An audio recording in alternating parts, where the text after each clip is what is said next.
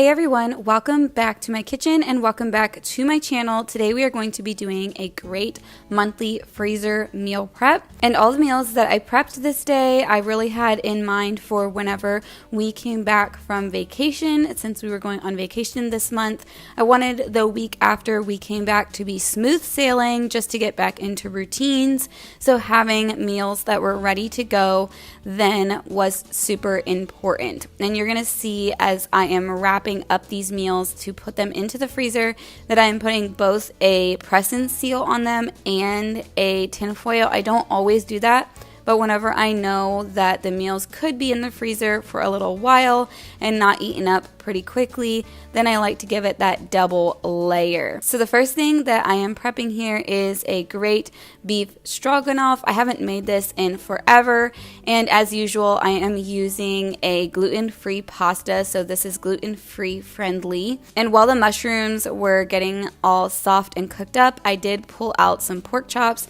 I found this little recipe on Pinterest, and as usual I will leave the links for everything below, but it's just a nice pineapple ham pork chop recipe, and the little marinade that goes on top was really simple. Like I said, I was busy getting ready to leave and I just wanted some easy meals to throw together. So you just want to put the pineapple rings on top of the pork chops, and I always recommend getting a nice thick pork chop cut. I feel like that gives you a nice juicy pork chop, and I probably will be making these up in the oven, just letting them slow cooked so that they are nice and tender. And as a side with these pork chops, I probably will pull out some of my canned carrots or my home canned potatoes, just easy stuff for the week after we come home.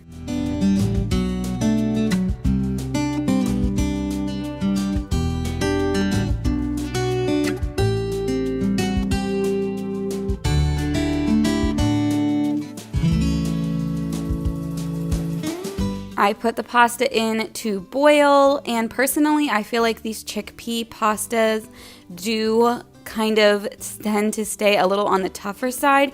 So whenever I'm going to freeze them, I do like to cook them just a little bit longer, just to make sure that they're nice and tender when they come out of the freezer and I'm reheating them. So you do not need to be intimidated to make your own sauce. It's really simple. You just need a lot of butter, and with this recipe they actually cook up the mushrooms and the onions along with the sauce, and then you're gonna slowly add in some flour. And this is not gluten-free flour, however I do think that a 1-for-1 gluten-free flour would do amazingly with this, and if I would have thought about it, I would have grabbed my gluten-free flour and tried it right on camera, but I was in a hurry this day and I didn't think about it.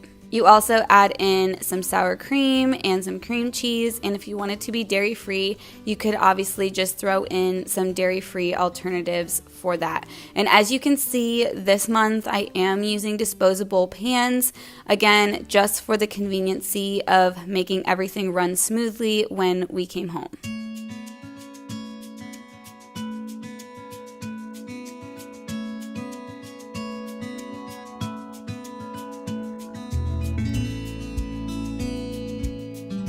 Hey guys, I want to take a quick minute to say a big thank you to Ritual for sponsoring this week's video. Ritual is the obsessively researched multivitamin reimagining health from the ground up. It contains 9 high quality nutrients from D3 to omega-3. Things are hard to get enough of even with a good healthy diet. They're vegan friendly, non-GMO, gluten-free, allergen-free, and does not contain any added sugar. Transparency is at the source of everything that Ritual does. From the way the nutrients are sourced to the environmental impact of all the orders that are shipped out. They also offer a men's multivitamin 50 plus, a prenatal, postnatal, kids, and teen vitamins, and recently launched an essential protein range. There is a mint tab in every single capsule so it keeps your breath nice and fresh, and whenever I open this bottle it is so minty and refreshing. I am someone that cannot take vitamins on an empty stomach, and they've even thought of that that and put everything in a slow release capsule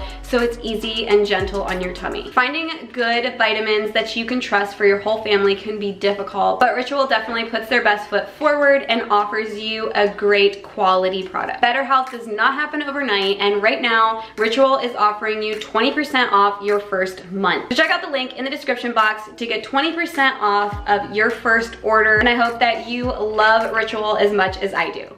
Okay, so back to cooking. Now we are going to be prepping some easy chicken fajitas. You all know that every other month or so I do these. They are just an easy thing to prep, and it normally just takes a lot of cutting and chopping, but on a busy night, it's nice to be able to dump it all out of a bag and throw it into the frying pan, or you can do them in the slow cooker throughout the day, and then you're ready to make fajitas at night. I just personally prefer to actually make them in the frying pan and get a little bit of char on the outside of the veggies and meat. Another little tip I'm going to give you is, in the past I've thrown the chicken right into the bag, then added the spices, and I felt like it didn't cover each piece of chicken very well. So this time I decided to lay it all out on the cutting board and shake all of my spices over the top of the chicken, and it got each piece of chicken covered in spice.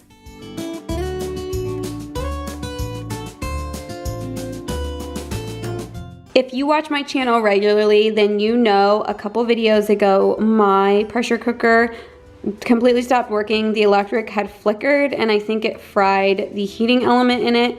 And so I got rid of it and I went ahead and ordered a new one. And I'm so excited about this one because this is a 10 quart. And my other one I think was either 6 or 8. I think it was 6. So this is much, much bigger. It is made by Crock-Pot. I will leave a link for it in case you're interested. They also make one that is a 12 quart, not Crock-Pot, but another brand. And I just was like, you know what, that might just be too big. I don't often cook like really huge turkeys or anything like that. But having something that is a 10 quart, if you're someone that does a lot of food prep, a lot of freezer prep, a lot of canning and food preserving, this is super helpful. And it's just so nice and big. And this is my first time I'm using it, so I'm really excited to see how it works. It seems like it will work pretty similarly to my other one. And it also came with this little roasting rack, which I thought was kind of cool because there's been things at times that I would like to do in the pressure cooker, but just having a rack makes it a lot more helpful. And then it just lifts out like this. And my other one was like a stainless steel on the inside, and this one seems to have some kind of non-stick coating, which I'm actually okay with, as long as I take good care of it and make sure that it doesn't get scratched.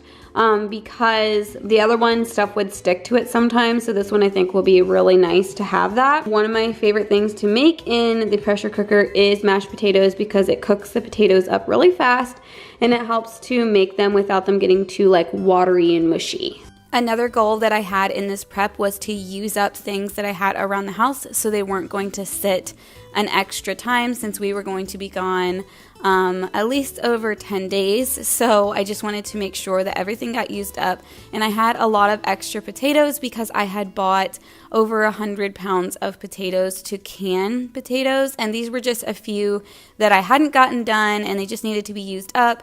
So I decided to use them in 2 different ways on this day. And one of them was to make mashed potatoes. And by the way, I absolutely loved how this thing worked. I felt like it worked perfectly, and I'm really excited to keep using it and to use it for new things, especially things like whole chickens that were more difficult to fit into my smaller pressure cooker.